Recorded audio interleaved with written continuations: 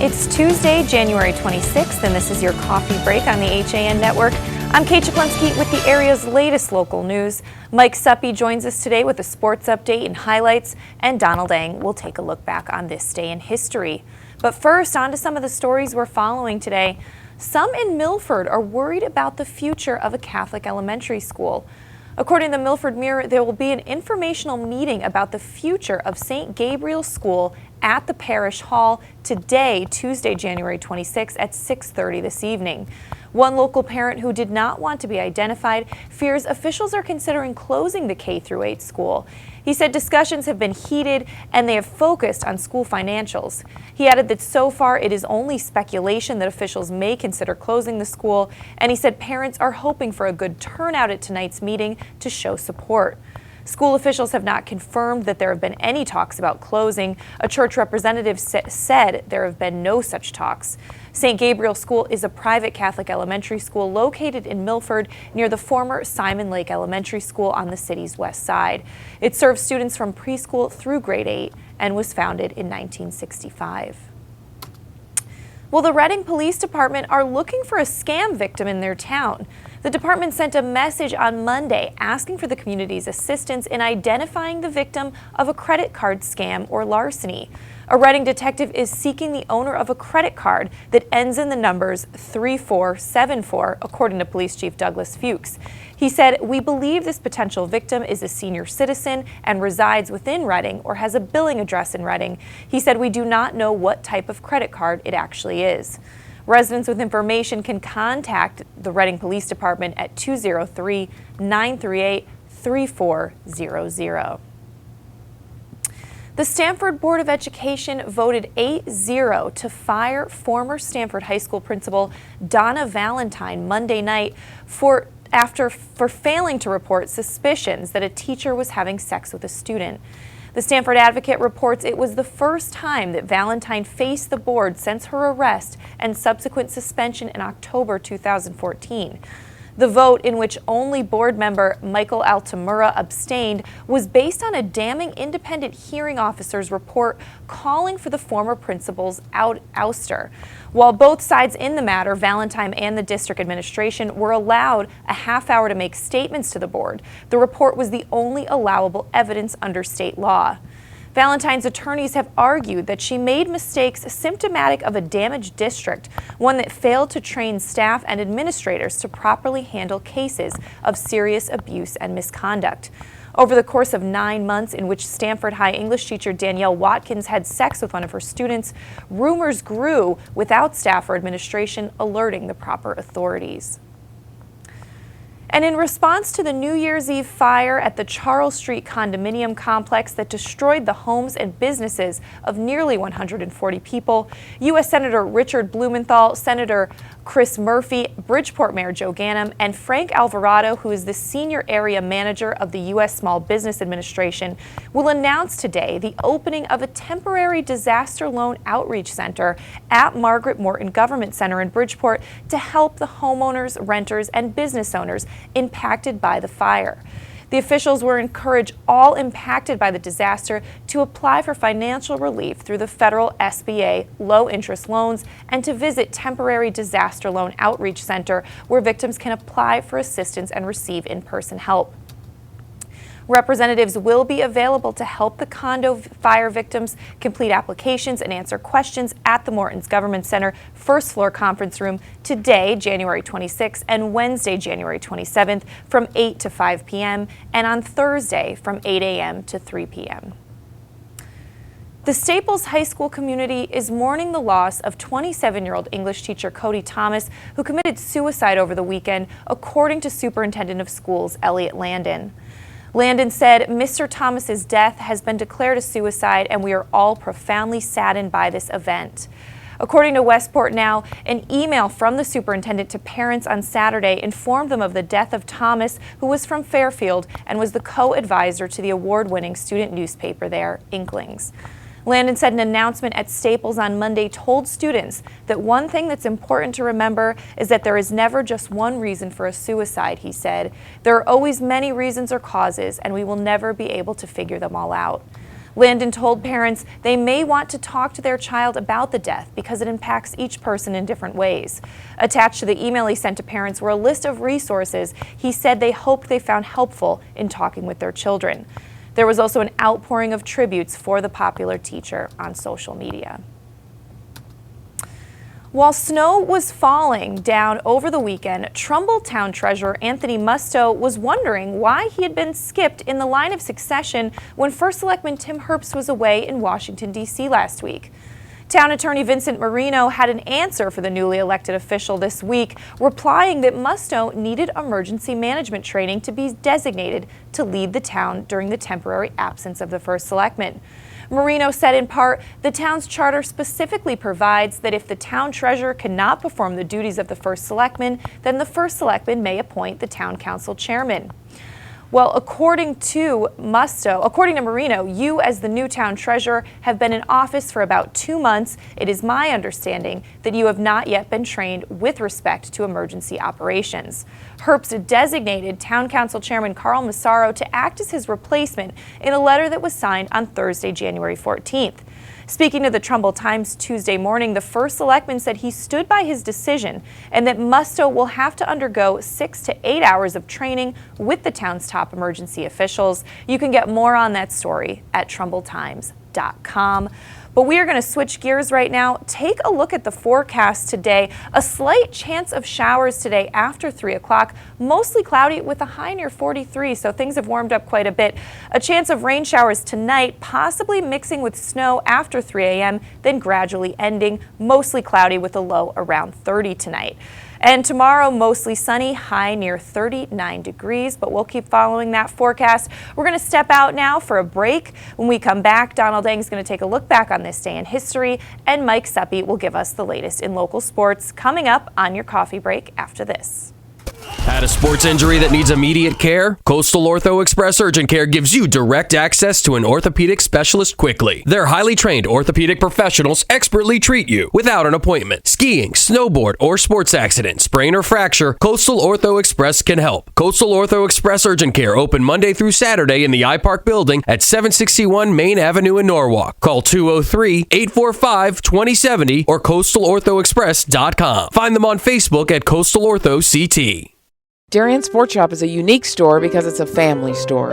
A busy mom can come in with kids in tow and find everything she needs for them, and even find a dress for herself for Saturday night. And if she's in a rush, she can simply go home and order it from us that night. We'll deliver it the next day. The Darien Sport Shop. We're pretty on the outside and amazing on the inside. Conveniently located with free and easy parking at 1127 Post Road, Darien, Connecticut. Or shop us online at dariensport.com. It's the new year. The to-do list is long and it's easy to feel pulled in many directions at once. Your professional personal shoppers at Walter Stewart's are ready to check groceries off your list by shopping for you. Save extra time this year and spend it doing more important things. Great food and wine delivered to your home with the same-day service. Shop Stewart's online at stewartsmarket.com. In Pound Ridge since 1993, the Wine Connection is one of America's best wine shops. Visit our beautiful store for the greatest in wine and knowledgeable service. With wonderful values from around the world to collectibles for your cellar, we are your one-stop source. Visit our online shop at wineconn.com and make sure to sign up for email updates. With great offers, new arrivals, and special events, don't miss all the action at the Wine Connection, including tastings every weekend. The Wine Connection, located at 32 Westchester Avenue, Pound Ridge, New York. While there's still a bite out on the water, most anglers have decided to stow the gear for the winter. Just because Mother Nature isn't cooperating doesn't mean you can't see the latest models of all your favorite gear. With 2 convenient locations, it couldn't be easier to get your fix of summer. Boater, beach bum, fisherman, or simply love the New England coast, this is a unique place to shop. The Dock Shop, 51 Tokenique Road, Darien, 609 Riverside Avenue, Westport, or on the web, dockshop.com. Hi, I'm Rob Adams with my good friend Donald Eng, and we're the home team for Nutmeg Sports, Monday through Wednesday at 2 o'clock right here on the HAN Network. We are the place for all things Connecticut sports, so come hang out with us on Nutmeg Sports. Don? They don't call calling the best color man in the game for nothing. Nutmeg Sports, 2 o'clock, Monday through Wednesday, right here on the HAN Network. And we're back on this Tuesday, January 26th edition of your Coffee Break on the HAN Network. I'm Kate Czaplinski. It's time now to check in with Donald Ang for a look back on this day in history. Check it out. An emphatic statement that I'm not sure even the man making it believed. But first we go to 1863. During the American Civil War, General Ambrose Burnside relieved of command of the Army of the Potomac following the disastrous Fredericksburg campaign. He is replaced by General Joseph Hooker. Note the stylish facial hair on Burnside. Yes, that is where the word sideburn comes from. Hooker himself also has a word named after him, and his habit of allowing ladies for hire to tag along with the Army. Now you know where those two words come from. To 1905. The world's largest ever diamond, the Cullinan diamond, weighing 3,106.75 carats, found at the Premier Mine near Pretoria in South Africa. It was later cut into several polished gems, including the Great Star of Africa and the Second Star of Africa, the first and fourth largest cut diamonds in the world. They're part of the British Crown Jewels right now. Diamonds, in case you didn't know, are not particularly rare. It is only a combination of marketing and the De Beers monopoly that keeps their prices where they are.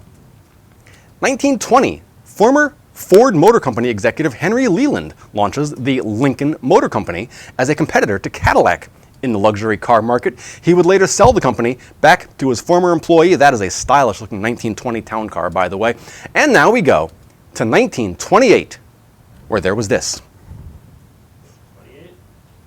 98.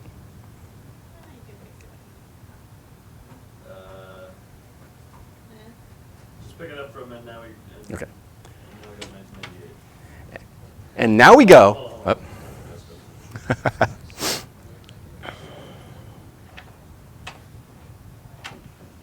3, 2, 1.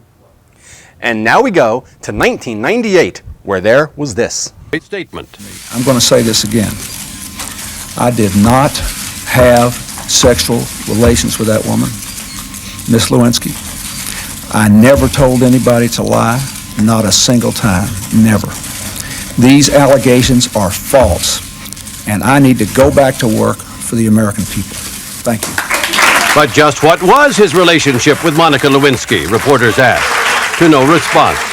Oh, David, come on, you're beating a dead horse here. April. And once again, it was left to Press Secretary Mike McCurry to dodge and weave under a barrage of questions. Why do you think that in the face of the president's very strong denials, a lot of Americans still apparently don't believe him? In part, it's because many of you apparently don't. This theme, that the press and Mr. Clinton's political enemies are responsible for any problems of credibility, is now being pressed vigorously by some of the president's aides and friends. But the president's own past may also be contributing to it.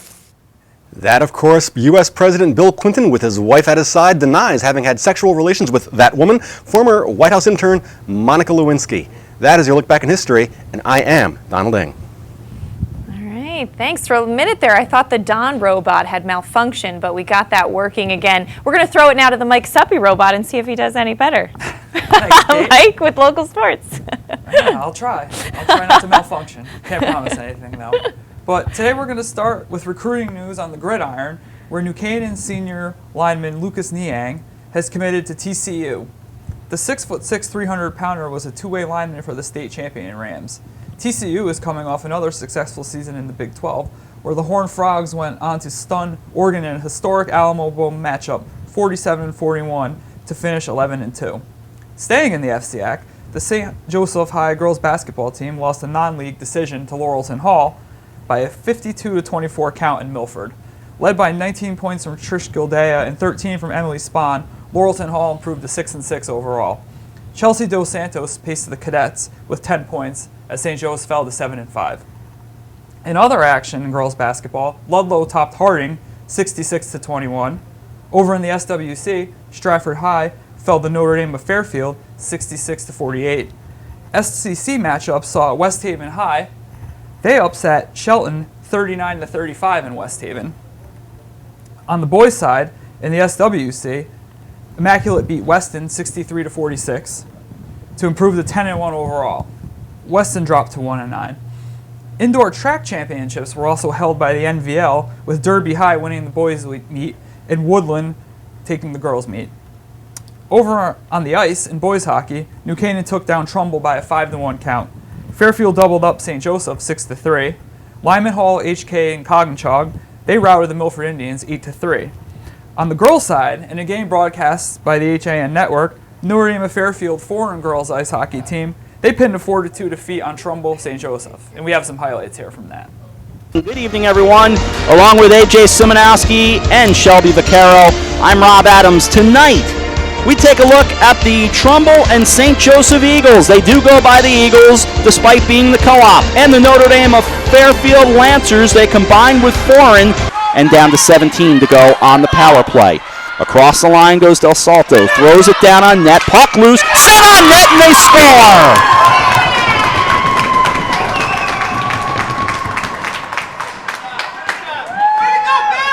So it's 1-0, and Trumbull grabbing the early lead. Down the right wing side, looking for the answer. It's loose, throws through, and scores. The little touch and the answer very quickly. It's 1-1. Here's Roland. Roland into the right circle. Roland goes top shelf and scores.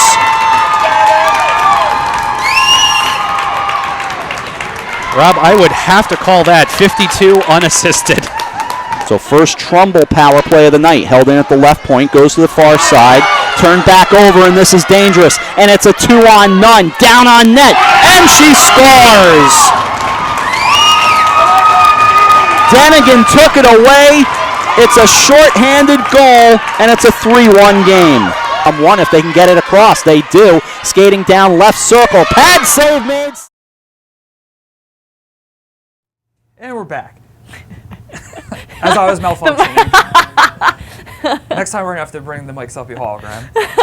All right, key games tonight in the FCAC and boys basketball. Unbeaten in the league, Trumbull, they visit Greenwich at 7. Over in the SCC, and a big one, Fairfield Prep travels to Polson Gymnasium in Madison to take on Daniel Han.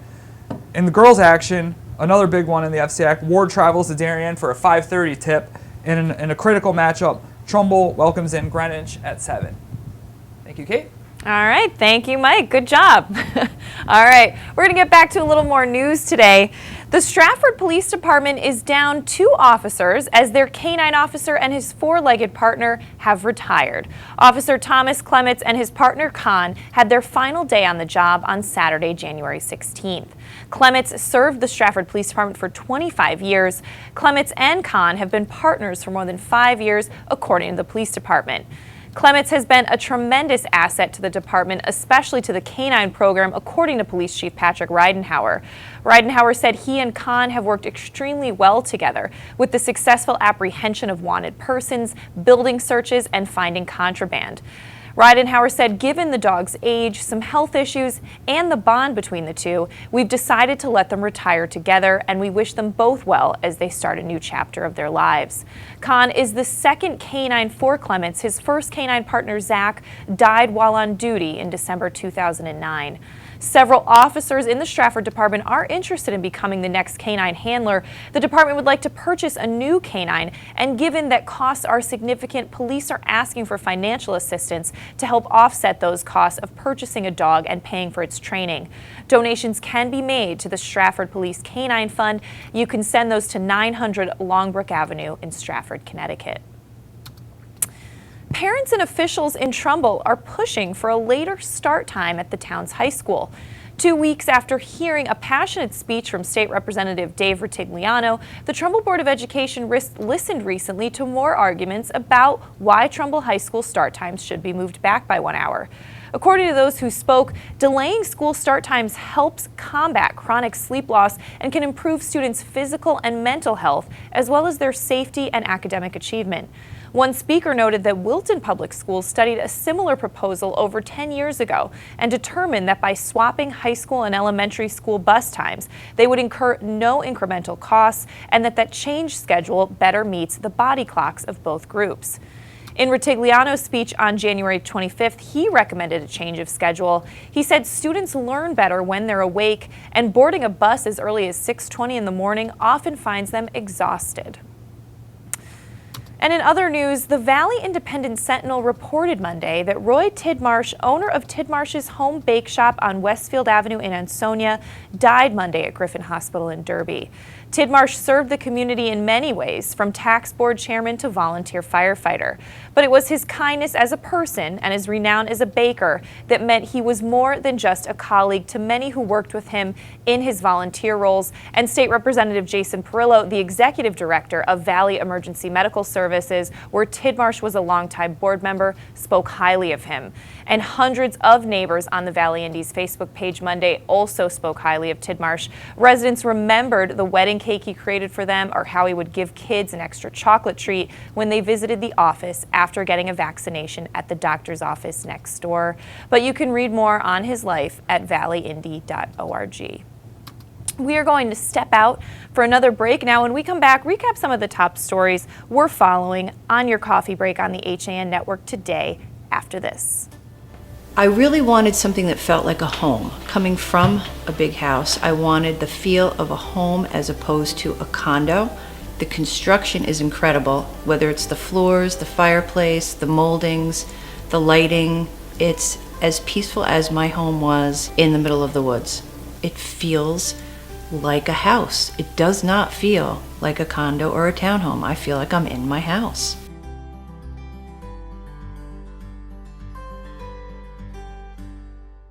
Healthy, confident smiles begin at Stratford Orthodontics.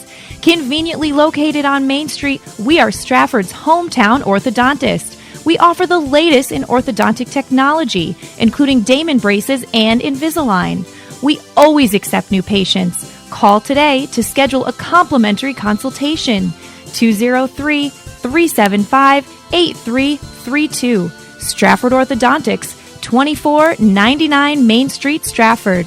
203-375-8332 and online at stratfordsmile.com.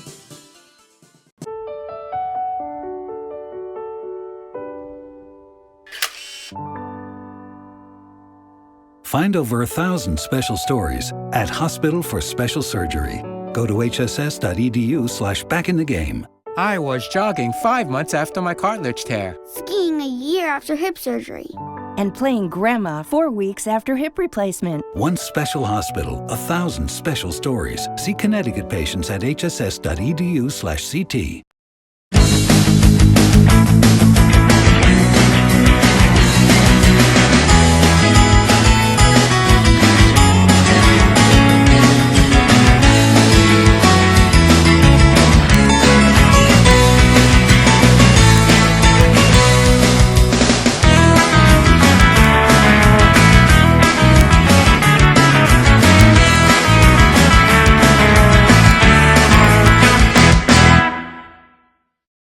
I'm John Kovach.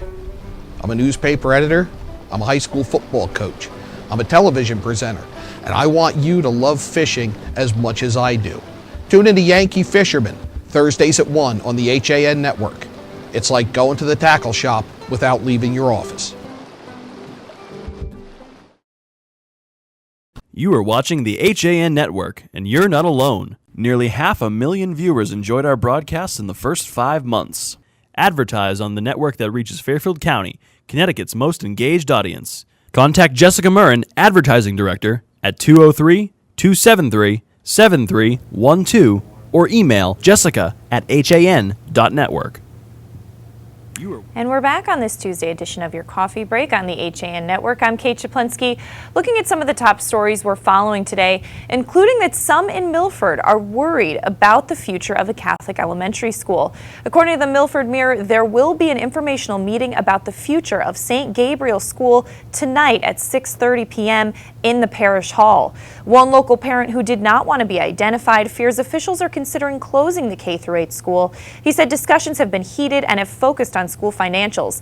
He added that so far it's only speculation that officials may consider closing the school, and he said parents are hoping for a good turnout at tonight's meeting to show support.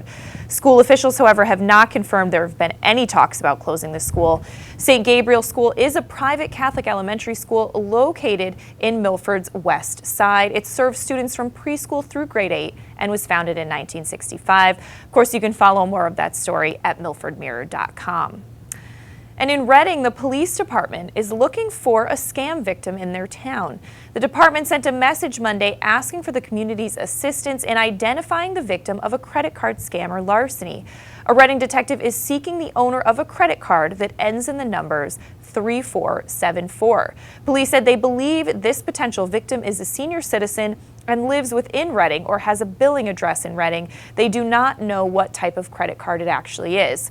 But anyone with information can contact them at 203-938-3400. And in some other news today, the Stamford Board of Education voted 8-0 to fire former Stamford High School principal Donna Valentine Monday night for failing to report suspicions that a teacher was having sex with a student.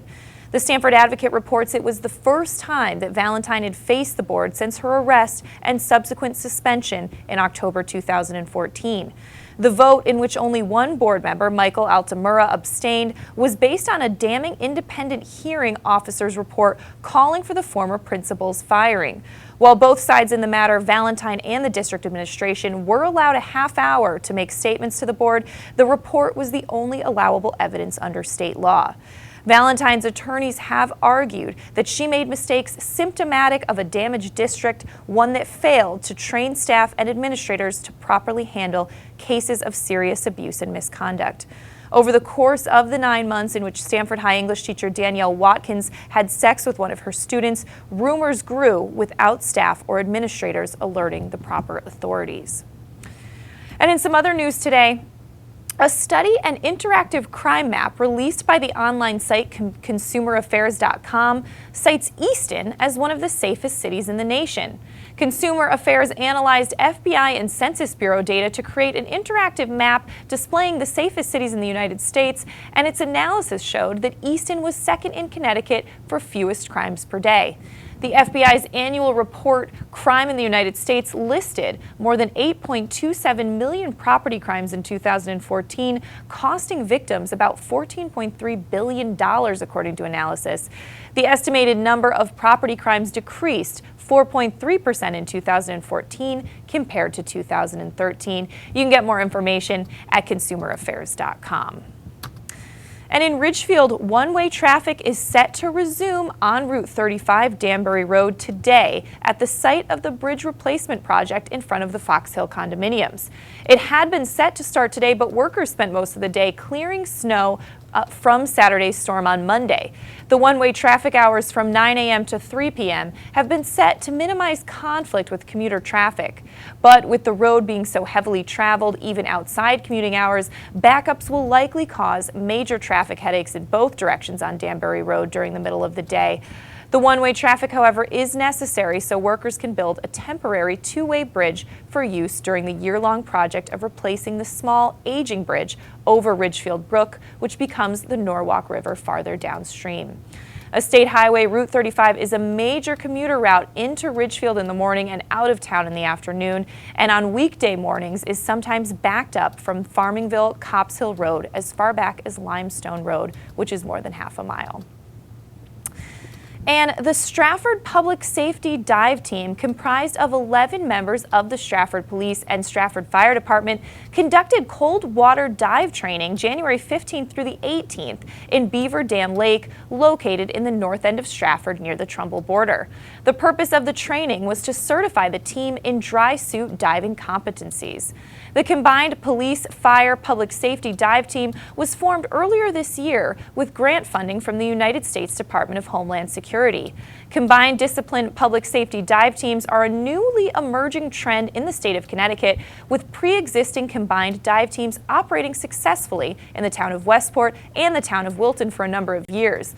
The multidiscipline teams are able to function effectively in rescue, evidence preservation, and recovery, but you can get more on that story at thestratfordstar.com. But we're going to wrap things up on your coffee break. Still a busy day to come. 12:30, check out The Drive with Denise. 2 o'clock, Nutmeg Sports, check that out. And we will be live tonight at 7 in Wilton for boys basketball as the Wilton Warriors take on the Richfield Tigers. So check that out. And of course, your coffee break will be back tomorrow at 11. Have a great day, everyone.